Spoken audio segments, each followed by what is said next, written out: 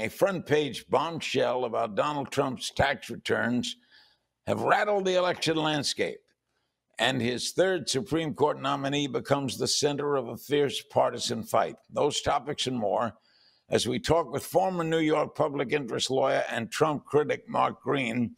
His latest book, co-authored with our old friend Ralph Nader, is Wrecking America: How Trump's Lawbreaking and Lies Betray All. Okay, what prompted the book, Mark?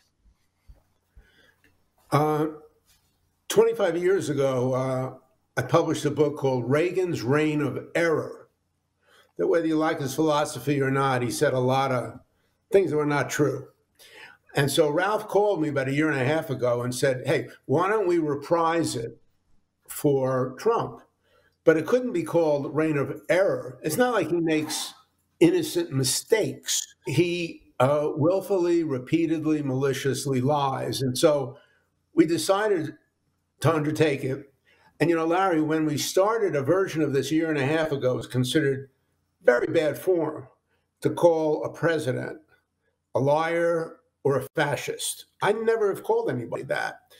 Now, a year and a half later, it's naive not to call him a irrepressible liar and a consistent fascist, as he tries to, he's telling us, overturn an election he can't win so he could become like the leader in Hungary or Russia and be there for life. It's not America. What do you make of the income tax story? No one who ever listens to you or me are surprised or shocked. Everything he touches is he has like a criminal mind. So if he has to do something, he'll think of a way around it and how it could profit him. Screw everybody else. And so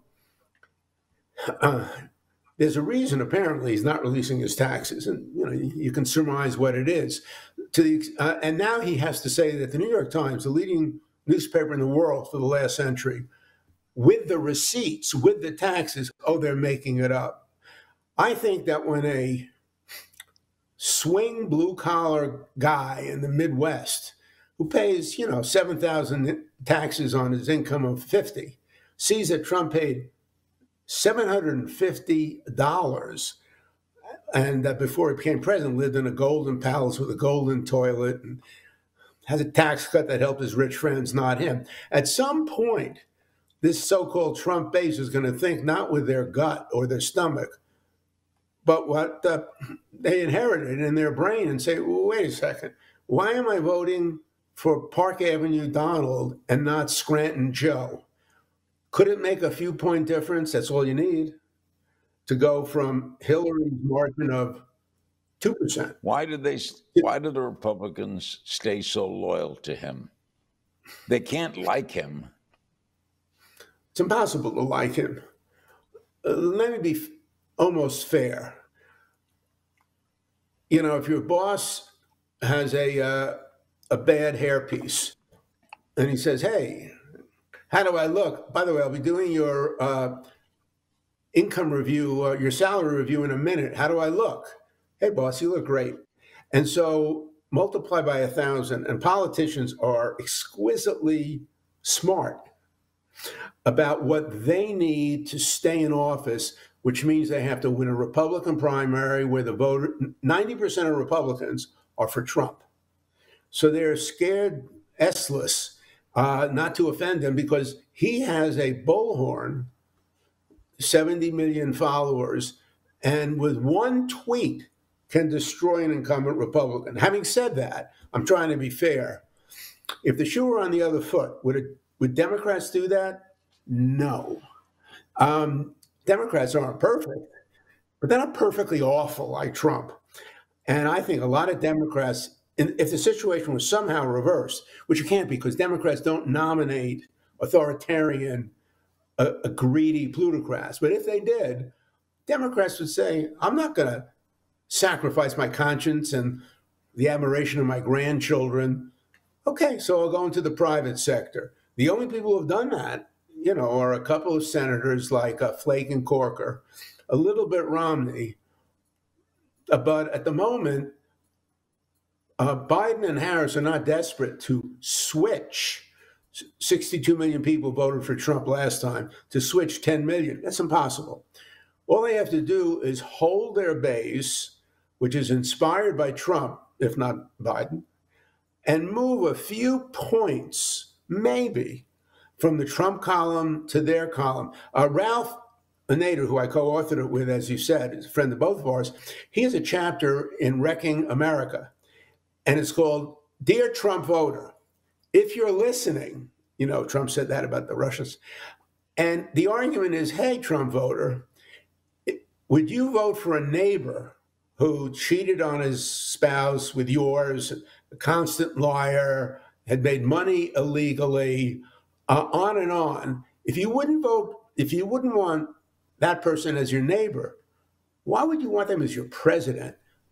You know, think about how Trump's lies and scandals, not in the abstract, affect you, your health, and your family. And Trump is into his wealth, not our health.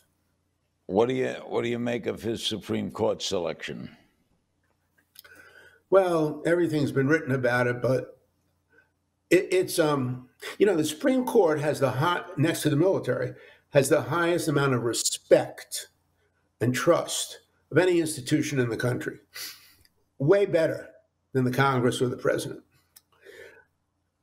If the public sees the Supreme Court not as a, you know, sometimes my side wins, sometimes my side loses, but they're doing it, it's not a rigged game. The House isn't cheating. That's what you want.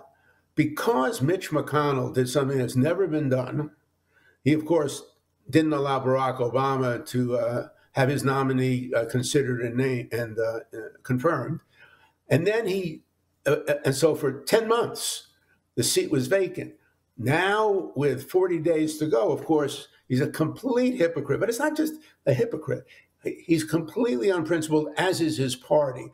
But here we're not talking about lying about your golf game.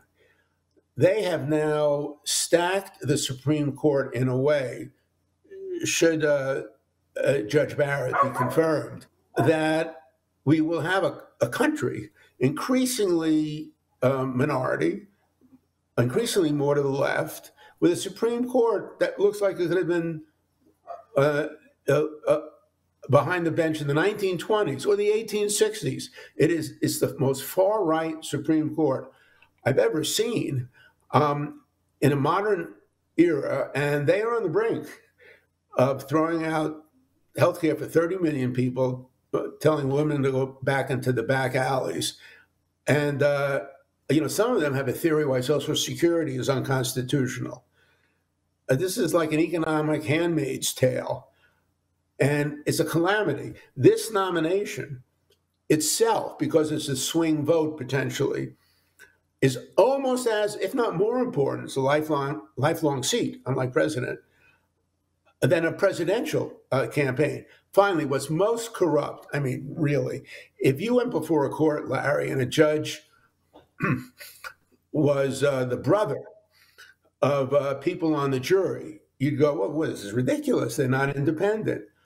This judge, should she become a justice, was picked, according to Trump, to be the swing vote to hand him the presidency, even though he didn't get a majority of the vote. And it's rigged.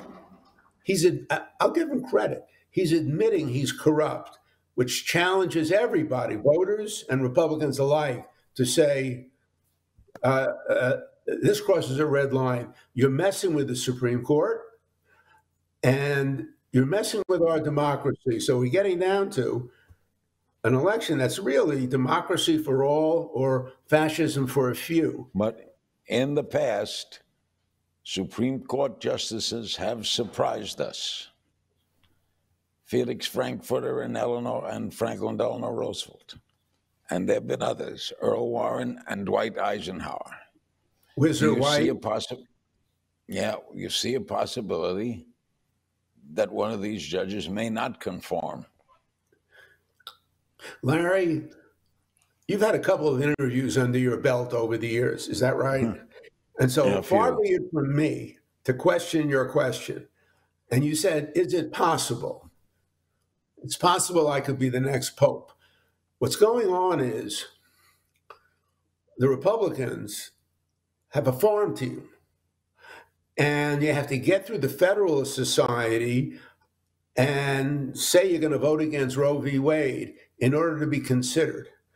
And so this woman has demonstrated no indication. She wrote an essay as a law professor before she became a judge, excoriating Justice Roberts for his swing 5-4 vote upholding Obamacare. And so Souter surprised us, White surprised us, Frankfurter surprised us, Warren surprised us.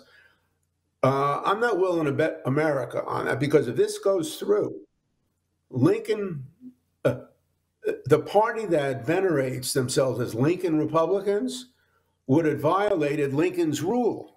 Lincoln had a court opening in October of 1864. By the way, when he thought he might lose the presidency.